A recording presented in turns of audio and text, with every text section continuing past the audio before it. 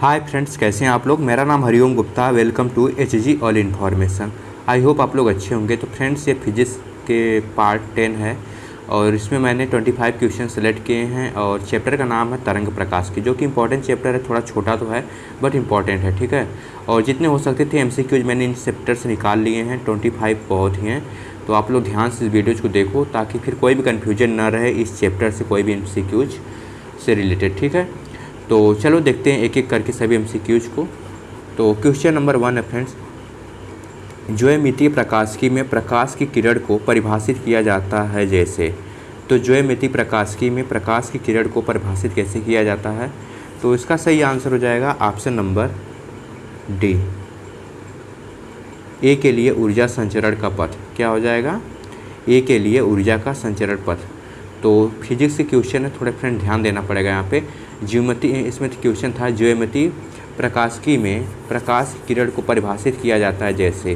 तो पहले चारों ऑप्शन दिए गए हैं, तो आप लोग एक एक करके पढ़ो। बाकी इसका सही आंसर है ऑप्शन नंबर डी, ए के लिए ऊर्जा संचरण का पथ, ठीक है। क्वेश्चन नंबर 2 है, प्रकाश किरण के लिए निम्न में से सत्य कथन है। प्रकाश किरण के लिए निम्न में से सत्य कथन है। तो जो प्रकाश की किरण है उसके लिए इनमें से कौन सा कथन सत्य है, तो इसका सही आंसर है ऑप्शन नंबर डी, सभी सत्य हैं या सभी, उपरोक्त सभी, ठीक है फ्रेंड्स। तो एक एक करके हम देख लेते हैं क्या क्या हैं। तो पहला है ऊर्जा संचरण के पथ को किरण कहते हैं, ये भी ठीक है। और दूसरा है ज्योमेट्री प्रकाशिकी में प्रकाश किरण की तरंगदैर्घ्य को नगण्य माना जाता है जो शून्य की ओर अग्रसर होती है, ये भी सही है। एंड तीसरा है प्रकाश किरण एक सरल रेखा में गमन करती है, ठीक है। तो इसमें क्वेश्चन में यही था, प्रकाश किरण के लिए निम्न में से सत्य कथन है। तो उपरोक्त सभी सत्य हैं, प्रकाश के सभी गुण होते हैं। नेक्स्ट क्वेश्चन है क्वेश्चन नंबर 3, प्रकाश तरंगे अनुप्रस्थ वैद्युत चुंबकीय तरंगे हैं, इस तथ्य पर आधारित परिघटना है।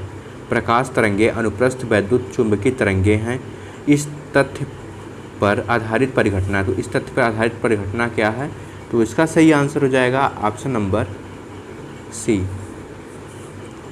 ध्रुवण। क्या हो जाएगा? ध्रुवण। क्वेश्चन नंबर 4 है, हाइगेंस के द्वितीय तरंगिका सिद्धांत का उपयोग किया जाता है। तो जो फ्रेंड्स हाइगेंस का द्वितीय सिद्धांत, ये तरंगिका सिद्धांत है, वो किसके लिए प्रयोग किया जाता है, तो इसका सही आंसर है ऑप्शन नंबर सी, तरंगिकाएं की नई स्थिति ज्ञात करने में। किस लिए किया जाता है हाइगेंस द्वितीय तरंगिका का सिद्धांत?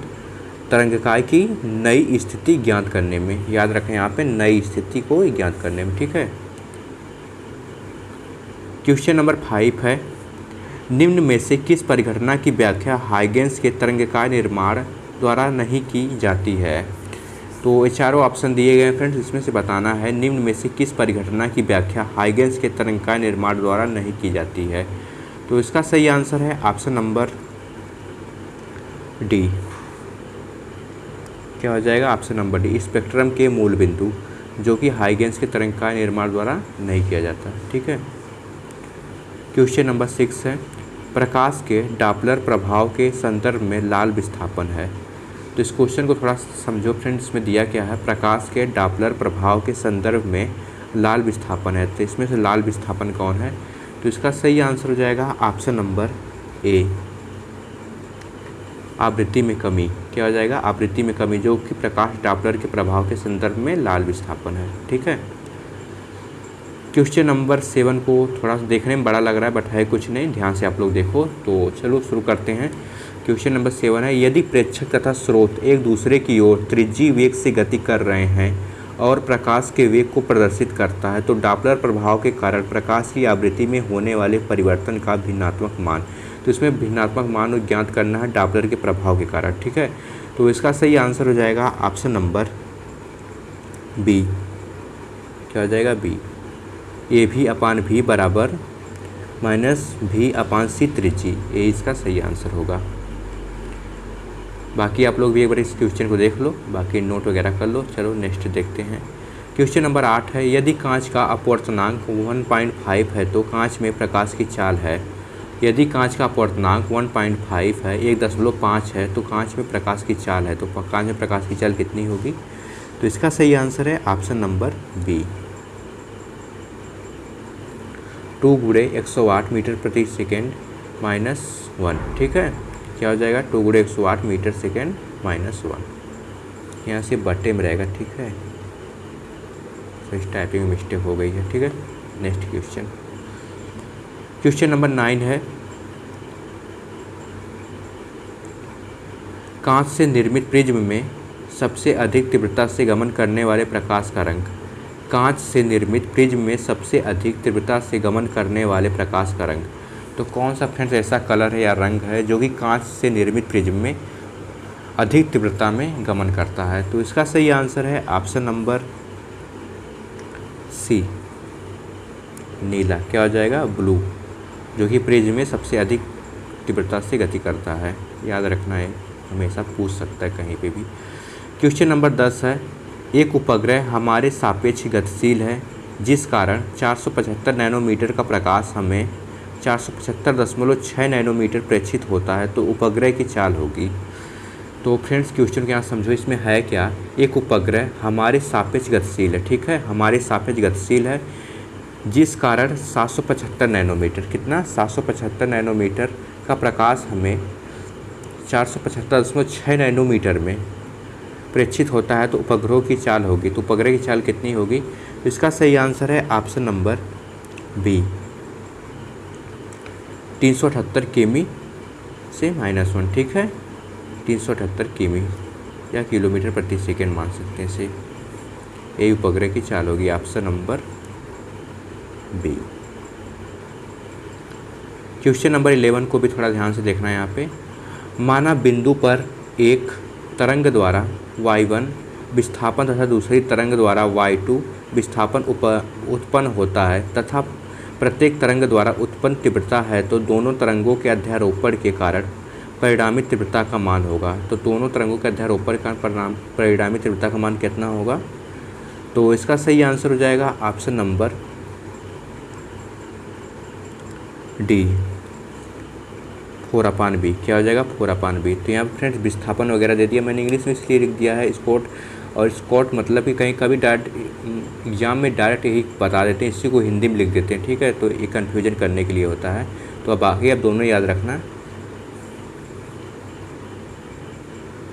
क्वेश्चन नंबर 12 है, व्यतिकरण प्रेक्षित होता है। व्यतिकरण प्रेक्षित होता है तो कैसे होता है? तो इसका सही आंसर है ऑप्शन नंबर डी, उपरोक्त सभी में। व्यतिकरण प्रेक्षित किस में होता है? सभी में होता है, ठीक है। किसमें? केवल तरंगों के अनुदैर्ध्य तरंगों में, केवल अनुप्रस्थ तरंगों में, केवल वैद्युत चुंबकीय तरंगों में, ठीक है। जो व्यतिकरण होता है इन तीनों में होता है। कहाँ पे? अनुदैर्ध्य, अनुप्रस्थ और वैद्युत चुंबकीय, तीनों याद रखना। यहाँ पे यह प्रेक्षित होता है। नेक्स्ट क्वेश्चन नंबर 13 है, दो प्रकाश तरंगें बिंदु पर समपोषी व्यतिकरण उत्पन्न करती हैं, तो बिंदु पर दोनों तरंगों के मध्य कुल कालांतर होगा। क्वेश्चन नंबर 13 है, दो प्रकाश तरंगें बिंदु पर समपोषी व्यतिकरण उत्पन्न करती हैं। क्या उत्पन्न करती हैं? समपोषी व्यतिकरण उत्पन्न करती हैं। तो दोनों बिंदु तरंगों के मध्य कुल कालांतर होगा। तो कितना, दोनों के मध्य कितना कालांतर होगा? तो इसका सही आंसर है ऑप्शन नंबर डी, ये सभी होंगे, ठीक है। कितना 0 अंश एंड 21 एंड 4 मीटर, ठीक है। एक कालांतर होगा दोनों तरंगों के मध्य। क्वेश्चन नंबर 14 है, दो तरंगों के मध्य पथांतर 1.5 है, ठीक है। 1.51 है, ठीक है। यहाँ पे 1.51 या 51 है तथा यह बिंदु P पर अध्यारोपित होती है, तो व्यतिकरण होगा। तो क्वेश्चन के यहाँ पे एक बार देख लो, दो तरंगों के मध्य पथांतर 1.51 है तथा यह बिंदु P पर अध्यारोपित होती है, तो व्यतिकरण होगा। तो व्यतिकरण कितना होगा अगर ये अध्यारोपित होती है? तो इसका सही आंसर है ऑप्शन नंबर बी, 82। क्या हो जाएगा? 82। व्यतिकरण कैसा होगा? 82 होगा। क्वेश्चन नंबर 15 है, तो ये भी देख लेना ध्यान से। 2 दूरी पर स्थित दो कला संबद्ध स्रोत S1 व S2 समान कला में कंपित होकर तरंगदैर्घ्य का प्रकाश उत्सर्जित करते हैं। S2 से आने वाली S1 S2 से लंबवत रेखा पर S2 से कितनी दूरी पर है न्यूनतम तीव्रता उत्पन्न होती है। तो इसका सही आंसर हो जाएगा फ्रेंड्स ऑप्शन नंबर ए 70/12, ठीक है, जो कि S2 से इस दूरी पर न्यूनतम तीव्रता उत्पन्न होती है। क्वेश्चन नंबर 16 है फ्रेंड्स। ये सभी क्वेश्चन देखने में बड़े लग रहे हैं बट हैं कुछ नहीं, ध्यान से आप लोग देखो सब समझ जाओगे क्योंकि आपका पढ़ा हुआ सब है। तो अगर आपने 12th के नोट्स वगैरह अच्छे से देखे होंगे तो ये सब क्वेश्चन आपको 12th में मिले होंगे कहीं ना कहीं यूज में, ठीक है, ज़्यादा कुछ है नहीं। बाकी फिर भी कन्फ्यूजन हो तो आप लोग कमेंट करना। यंग के द्विघिर्री प्रयोग में झिर्रियाँ दूरी पर हैं तथा व्यतिकरण प्रारूप झिर्रियों से दूरी पर स्थित पर्दे पर प्राप्त होता है। एक अदीप्त फ्रिज एक झिर्री के विपरीत प्रेक्षित होती है तो प्रकाश की तरंग होगी। क्वेश्चन नंबर 16 है। यंग के द्विघिर्री प्रयोग में झिर्रियाँ दूरी पर हैं तथा व्यतिकरण प्रारूप झिर्रियों से दूरी पर स्थित पर्दे पर प्राप्त होता है। एक अदीप्त फ्रिज एक झिर्री के विपरीत प्रेक्षित होती है तो प्रकाश की तरंग दर होगी।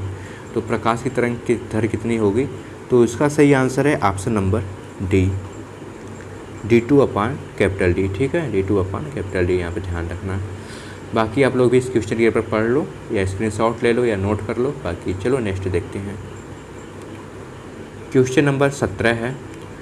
यंग का द्विझिर्री प्रयोग क्रमशः 4360 एंगस्ट्रॉम तथा 5460 एंगस्ट्रॉम के नीले व हरे प्रकाश द्वारा किया जाता है। यदि केंद्रीय उच्चिष्ट के चौथे उच्चिष्ट की दूरी है या x है तब।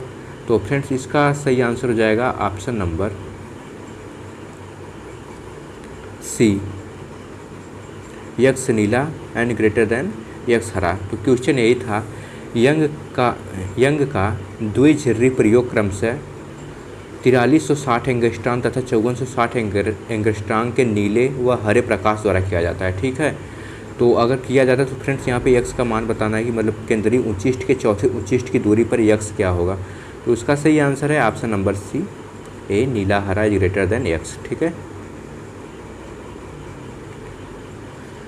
क्वेश्चन नंबर 18 है जो कि क्वेश्चन है, थोड़ा ध्यान से यहाँ देखना होगा। क्वेश्चन नंबर 18 है। यंग के द्विझिर्री प्रयोग में दो कला संबद्ध स्रोत 0.90 नैनोमीटर दूरी पर स्थित हैं और इनसे 1 मीटर दूरी पर फ्रिज प्राप्त होती है। यदि केंद्रीय फ्रिज से मिलीमीटर दूरी पर द्वितीय अदीप्त फ्रिज 1 बनती है तो प्रकाश के एक वर्डी प्रकाश की तरंग दर है। तो प्रयुक्त एक वर्डी प्रकाश की तरंग दर है तो कितना होगा? तो इसका सही आंसर है ऑप्शन नंबर डी, 6×10 - 5 सेमी, ठीक है, ये इसका सही आंसर है। तो आप लोग इस क्वेश्चन के आंसर को डायरेक्ट याद ही कर सकते हो आप लोग, क्योंकि ये मतलब इसका कोई चेंज नहीं होता, ये होता ही है 6×10⁻⁵, एक घाते में रहेगा। क्वेश्चन नंबर 19 है। यंग के द्विझिर्री प्रयोग में झिर्रियों के मध्य दूरी 2 मिमी है।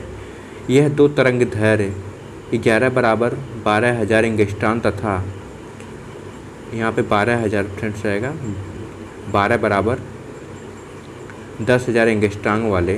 1 मिनट यहाँ पे मैं बराबर कर देता हूँ, ठीक है, ये बराबर का सही चिन्ह हो गया। तो क्वेश्चन की बार मैं पढ़ देता हूँ। यंग के द्विझिर्री प्रयोग में झिर्रियों के मध्य दूरी 2 मिमी है। यदि दो तरंगदैर्घ्य 11 = 12,000 एंगस्ट्रॉम तथा 12 = 10,000 एंगस्ट्रॉम वाले प्रकाश द्वारा प्रकाशित होती है तो 2 मीटर उभयनिष्ठ दूरी से एक व्यतिकरण पैटर्न दूसरे के अनुरूप होने के लिए न्यूनतम दूरी क्या होगी? तो पैटर्न को अनुरूप होने की न्यूनतम दूरी क्या होगी? तो इसका सही आंसर हो जाएगा ऑप्शन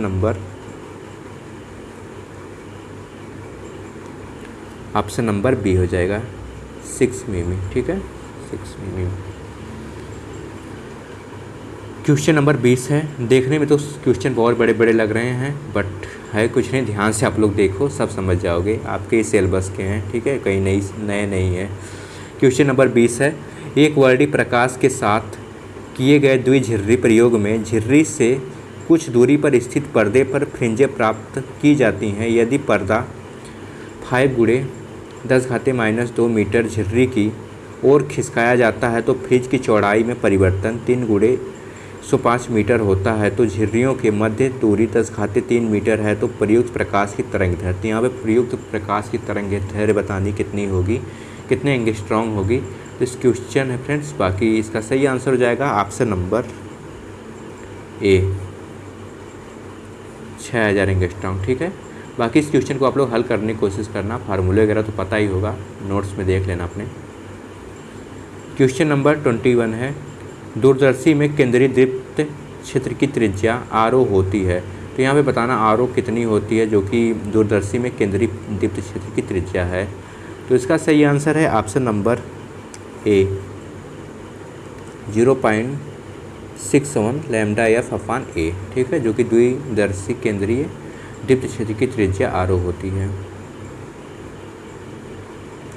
क्वेश्चन नंबर 22 है। अधिक विभेदन क्षमता के लिए दूरदर्शी में होना चाहिए। तो अधिक विभेदन क्षमता के लिए इन चारों में से क्या होना चाहिए, या दूरदर्शी में क्या होना चाहिए, तो सीधा दूरदर्शी याद रखो, ठीक है। इनमें क्या होना चाहिए, तो इसका सही आंसर है ऑप्शन नंबर ए, अभिदृश्यक का बड़ा व्यास। अधिक विभेदन क्षमता के लिए क्या होना चाहिए, अभिदृश्यक का बड़ा व्यास। क्वेश्चन नंबर 23 है। यदि तरंग का विस्थापन तरंग संचरण की दिशा के लंबवत होता है तो इसे कहते हैं। क्वेश्चन नंबर 23 था फ्रेंड्स। यदि तरंग का विस्थापन तरंग के संचरण की दिशा के लंबवत होता है तो इसे कहते हैं। तो इसे क्या कहते हैं, अगर विस्थापन के लंबवत होता है संचरण, तो इसका सही आंसर हो जाएगा ऑप्शन नंबर ए, अनुप्रस्थ तरंगे। क्या कहते हैं, अनुप्रस्थ, या सीधे पूछ सकता है अनुप्रस्थ तरंगे क्या कहते हैं, तो यही हो सकता है। यदि तरंग का विस्थापन तरंग के संचरण की दिशा में लंबवत होता है तो अनुप्रस्थ तरंगे कहते हैं, ठीक है। क्वेश्चन नंबर 24 है। प्रकाश तरंगे हैं, तो प्रकाश तरंगे क्या हैं, तो इसका सही आंसर है ऑप्शन नंबर डी, बी और सी। बी और सी क्या क्या हैं, वैद्युत चुंबकीय तरंगे एंड अनुप्रस्थ तरंगे, जो कि प्रकाश तरंगे हैं, ठीक है। क्वेश्चन नंबर 25 है और इस वीडियो का लास्ट क्वेश्चन भी है। निम्न में से किसका उपयोग प्रकाश की तीव्रता को नियंत्रित करने हेतु धूप के चश्मे, खिड़कियों यदि आदि में किया जाता है। निम्न में से किसका उपयोग प्रकाश की तीव्रता को नियंत्रित करने हेतु धूप के चश्मे, खिड़कियों आदि में किया जाता है। तो इसका सही आंसर हो जाएगा ऑप्शन नंबर बी, पोलेराइडों में। किस में किया जाता है, पोलेराइडों में इसी का उपयोग किया जाता है। तो फ्रेंड्स ये थे 25 क्वेश्चन MCQ जो कि इम्पोर्टेंट थे इस चैप्टर से। थे तो और MCQ, बट वो सभी नॉर्मल थे, हल्के थे, मतलब वो सब आप लोग पढ़ोगे तो सब समझ जाओगे, बट ये सभी इम्पोर्टेंट थे और थोड़ा से मतलब एग्ज़ाम लेवल तक थे, ठीक है। अगर पूछना होगा तो इसी में से पूछेगा। आई होप आपको वीडियो समझ में आए होंगे। बाकी तरंग प्रकाशी का ये चैप्टर एंड होता है। अब मिलते हैं नेक्स्ट चैप्टर में, नेक्स्ट पार्ट के साथ। बाकी चैनल पे नए हैं, चैनल को सब्सक्राइब कर लेना एंड अपने दोस्तों के साथ वीडियो को जरूर शेयर करना जो भी CUT की प्रिपरेशन कर रहे हैं। बाकी इसका PDF भी मैं टेलीग्राम में जल्द प्रोवाइड कर दूंगा। बाकी मिलते हैं नेक्स्ट वीडियो में नेक्स्ट पार्ट के साथ, तब तक के लिए जय हिंद।